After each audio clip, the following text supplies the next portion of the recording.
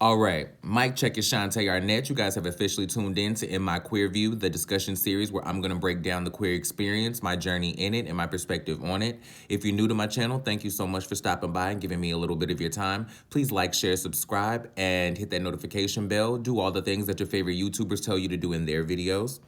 If you're returning to my channel, hey girl, welcome back. Thank you for coming back and giving me a little bit more of your time. Today, we're going to be talking about being Black and being queer in America and how those two communities overlap with each other more than we probably like to admit, and how I want to acknowledge how those two entities, the Black community and the queer community, are more similar than we probably would like to admit. There are slight differences between the individual experiences of Black people and queer people, but the treatment from America towards Black people and queer people are very similar in that we are both marginalized communities and we are both two groups of people who are treated as second-class citizens in a country where we are supposed to be treated as members of a melting pot who all come together to make this country great. Ugh, okay. But I wanted to take a second and talk about how these communities overlap with each other, specifically in my own experience, and give you some examples of how the Black community and the queer community are very alike, and within those similarities, give you some slight differences. What sparked me doing this video and why I wanted to do it specifically for In My Queer View was I've been doing these two shows, a POC, POV, and In My Queer View, for almost 2 weeks now. This is my second full week doing both shows. And I have come to feel that I always leave recording these videos feeling heavier recording a POC, POV than I do after I record In My Queer View. I always feel heavier after I record a POC, POV. And I wanted to figure out why, because both communities have situations and issues that are very difficult to talk about. They're very similar to talk about. It's just the context in which we're speaking of them is a little different. But for some reason, talking about race is always more touchy. And I find that that's not only my feeling. I find that having that conversation in the general public is difficult as well. It's always harder for people to talk about race than it is to talk about queer issues. And I'm not sure why. And in saying that, I'm not trying to make it a contest of who's more oppressed. You know what I'm saying? Queer people or Black people. I'm not trying to make it a, we hurt more type of thing. But I do want to figure out why that is, because we are such similar communities and our struggles aren't that much different in present day society. Our struggles aren't that much different. The histories are very different, but contextually our struggles in present day society aren't that much different from each other. So I kind of want to go through these bullet points that I came up with, and I kind of want to talk through that on camera and see if I can figure out some things. So the overall messages that I want you guys to take from this episode is I want to try to relate an understanding of the double struggle. Sorry, I'm trying to fix my tablet. The double struggle of the understanding of the double struggle of being Black and queer in America, to try to add an entertainment value to it. I'll quote Octavia St. Laurent from Paris is Burning. At the very beginning of the movie, she starts out the movie and she says, we already have two strikes against us in this country, just being black and being a man. But being a black and being a man and being gay, you're gonna have to be stronger than anyone has ever had to be in this country. Little did any of us know that that clever line was one of the truest statements to come from that film, because the double marginalization, it's like a 2-for-1 special. You know, you're already, I posted a meme about this not too long ago. It was a man who looks kind of similar to the way that I look right now, actually. It's funny that I'm thinking to bring this meme up now. He's wearing a hoodie, he's wearing a hat, and there's two people pointing guns to his head, right? And on both of the guns, they say that I hate you. One of them is a cop pointing to him and saying that I hate you because you're black. And then there's another one of a black man pointing a gun at him saying that I hate you because you're gay. And that meme spoke volumes to me, because it really, in one picture, summed up my entire existence in this country and a lot of people's existence within this country, and how people didn't understand that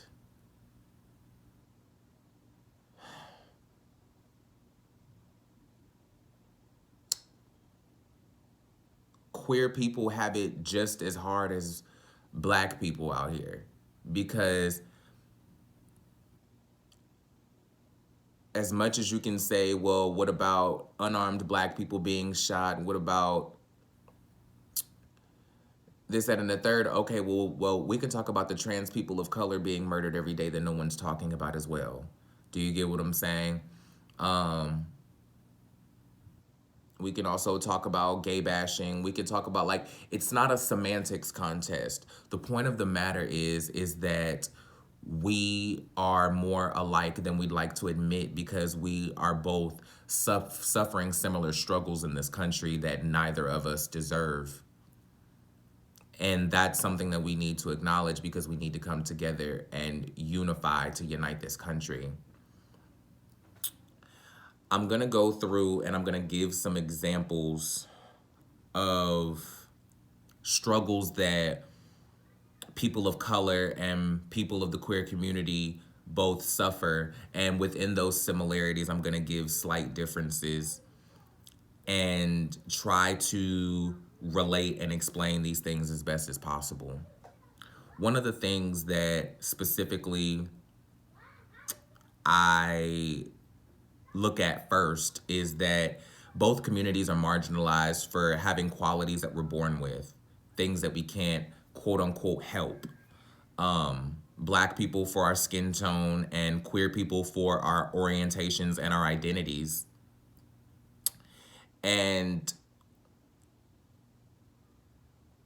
it's sad that people in this day and age are still being judged and receiving prejudice for their natural state of being, or for embracing who they truly are as people, when that's one of the reasons why this country was created. That's one of the reasons, that's one of the foundations that we're raised on, is to be yourself, be yourself, be yourself. And yet, as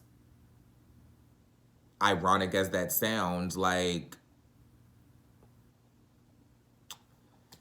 being ourselves is what gets us targeted every day as people of color and as queer people. Now, I do want to say one thing.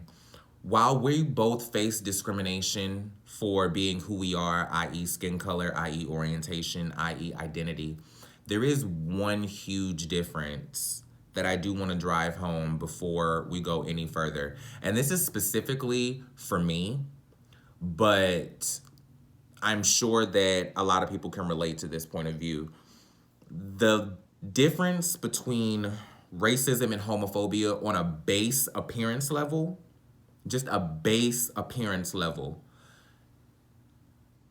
I could walk out of the house and not be recognized as the non-binary trans femme drag queen that I am, right? I could walk out of the house and not be recognized as a queer person on the right day. There's not any day of any week in any year that I will ever walk out of the house and not be recognized as Black. Do you understand what I'm saying? Like, we both suffer judgments, undue judgments, and we both suffer injustices because of us just being who we are and us having characteristics that we did not ask for, or whatever the case may be, and wouldn't trade if we could. Excuse me. But with that being said, there's not a day on any calendar that I'm gonna walk out of the house and be recognized as queer before I'm recognized as Black.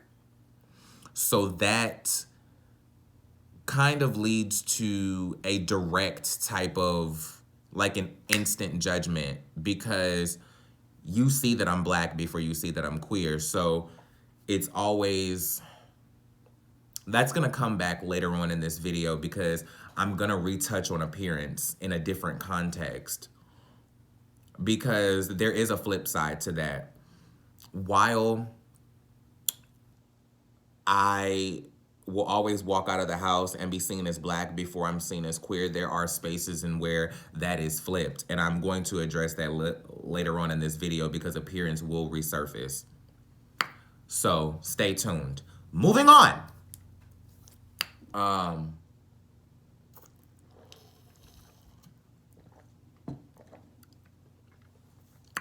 Both communities are targeted by America and its legislative setup. Meaning, not only are Black people and queer people targeted by just individuals that we see on the street, Black people and queer people have also been targeted by the government and by, our legislative setup. We've been targeted by our countries, by our country. Do you know what I mean? Both communities have had laws to directly Both communities have had laws to directly negatively affect the rights owed to us as basic American citizens.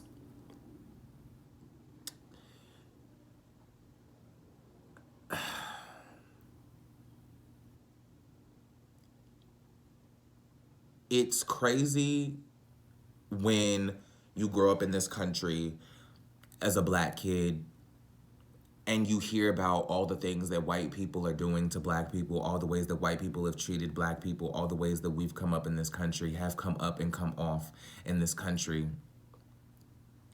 And you think that it can't get any worse than that, right? There's no way to get worse than that. There's no way to get worse than that.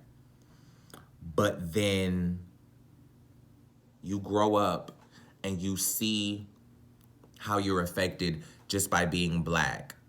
And you don't wake up and put on a black suit and zip it up every day. You don't put this skin on every day. But you wake up and you're Black. And then one day you wake up and you realize you're Black and you're queer. You don't automatically realize that the prejudices and the judgments that you suffer in this country for being one thing are now going to double and intensify 2-3-fold because you're queer on top of that. No one tells you that when you go through puberty and you discover your identity. People always talk about, getting acne or getting body hair or hormones or this, that, and the third. No one talks about discovering your sexual and gender identity and what that could mean. And I think that that's something that needs to be addressed, and it needs to be taught in schools, or at least spoken about between parents and children, because like how I said, there's a difference between, like how I said, the base level appearance difference between racism and homophobia is I will always be seen as black before I'm seen as queer. Here's one of the flip sides to that. Black people are specifically targeted by police and the judicial system when it comes to the country, right?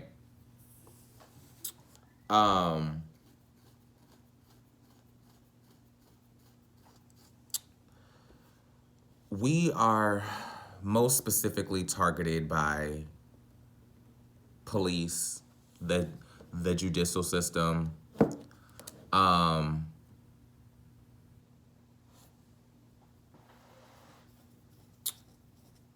Sorry, that there was a point that I was about to make and I kind of lost it. But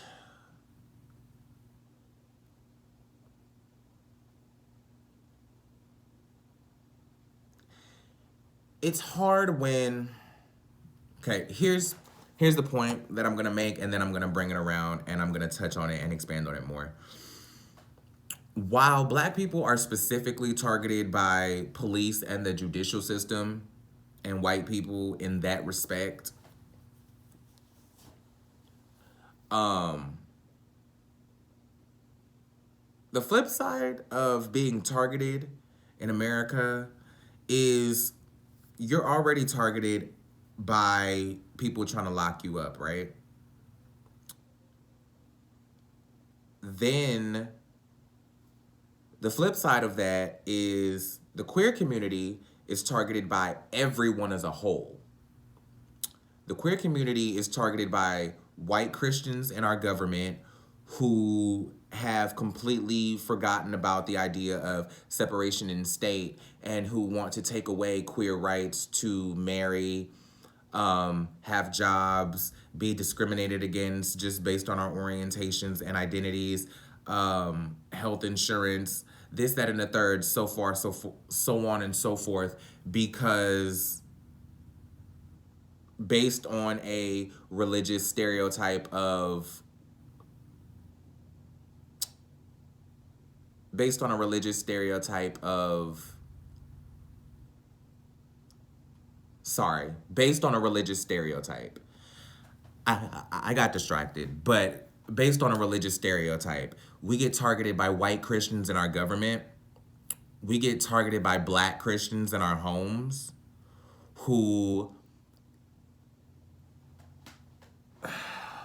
ridicule and reduce us to nothing but another number in hell, because now the person that we were before we said the words "I'm gay" has completely gone out of the window, and we're this completely different human being who is an abomination to society and to the family because their God says that we are less than a person because we're gay, even though that same God says that no sin is greater than the other. That's a completely different story, and I'm gonna cover that and a little bit more of this in another video. But while we are targeted by white Christians in our government, we're targeted by black Christians in our homes, we're also targeted by any person on the street of any race or any ethnicity we come in contact with whose parents taught them these bigoted values and homophobic beliefs based on religion or just pure hatred, right?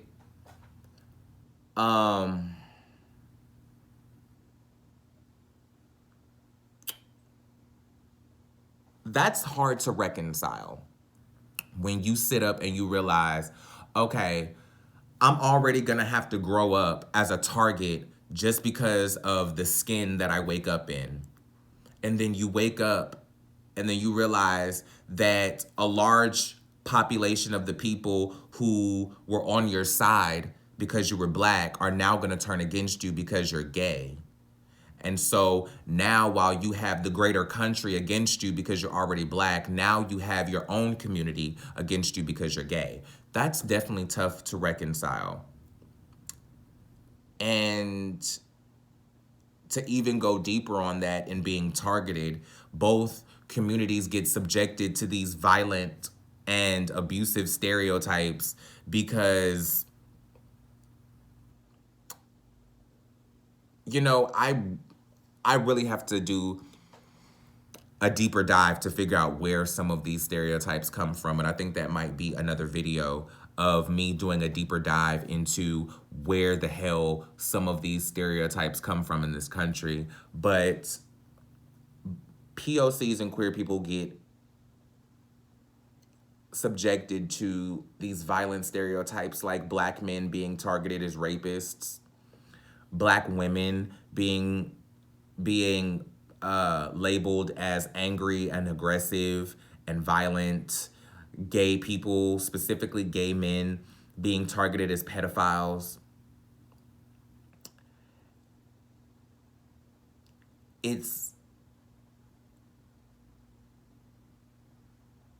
I don't understand where a stereotype about your character comes from an identification of your orientation or your identity. That is something that is really weird to me. Like, okay, so because you're Black, you automatically could have a tendency to rape women. Because you're a Black woman, you automatically are more violent than the average human being because you're a Black woman, or you're more aggressive or prone to solving conflict with combat because you're a Black woman, or because you're a gay man, you're automatically attracted to children and you're a pedophile and you want to assault innocent youth. That, I don't understand how those things attach to who you wake up as or who you were born as. With that being said, that kind of leads me into the feeling of anxiety that Black people feel walking into predominantly white spaces. Queer people feel walking into any space that isn't already exclusively listed as a queer space. Meaning how Black people, and this is retouching on appearance. See what I did there? Retouching on appearance. How Black people feel the need to dress or present themselves a certain way so that to the general public they don't come off in an aggressive or negative stereotype, a la being ghetto or a thug or things of that nature. Queer men specifically, and I'm speaking specifically on queer men because I was raised or I grew up as a gay Black man. And even in my non-binary existence, I'm still perceived as just a gay man, or I'm perceived as just a Black man on first sight. So I still have to acknowledge the way that I come off to the world regardless of my identity. And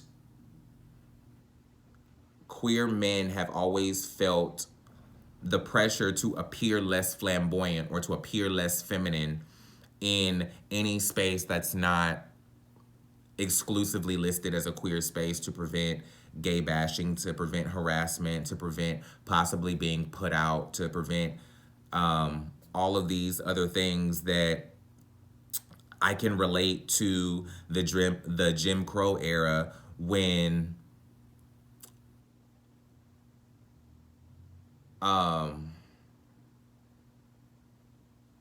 that I can relate to the Jim Crow era when Black people weren't allowed in exclusively white spaces.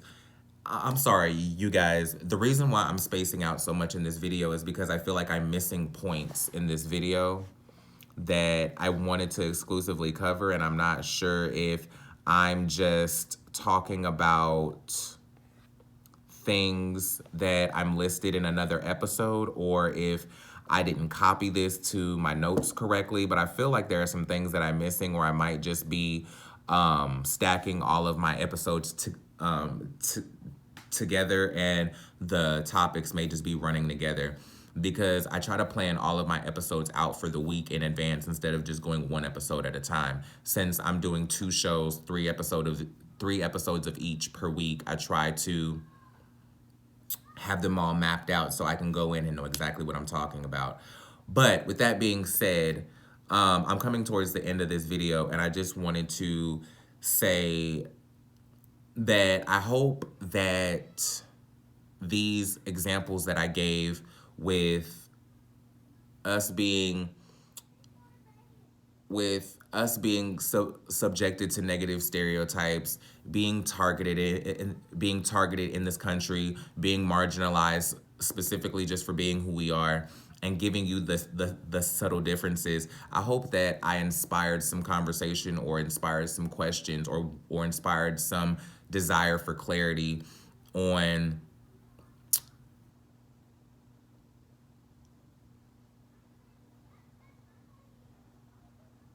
the experiences of both queer and Black people in this country. And I hope that it begins to mend the divide between the communities, because another reason that I wanted to do this specific video, and even these series as a whole, in my queer view and a POC POV, is because I felt that there's such a divide between the queer community and the Black community, mostly because of religion and other things. But that's a whole nother video. That's a whole nother topic that I'll get into some other time. But there's such a divide between the communities, and I feel like as marginalized groups, we need to all come together as a whole and just be unified so that we can unite this country. I don't understand how one person's struggle is more or less important than another person's struggle, especially because we're all trying to fight for the same equality in this country. We're all trying to fight for the same basic rights that we're owed as human beings. So I feel like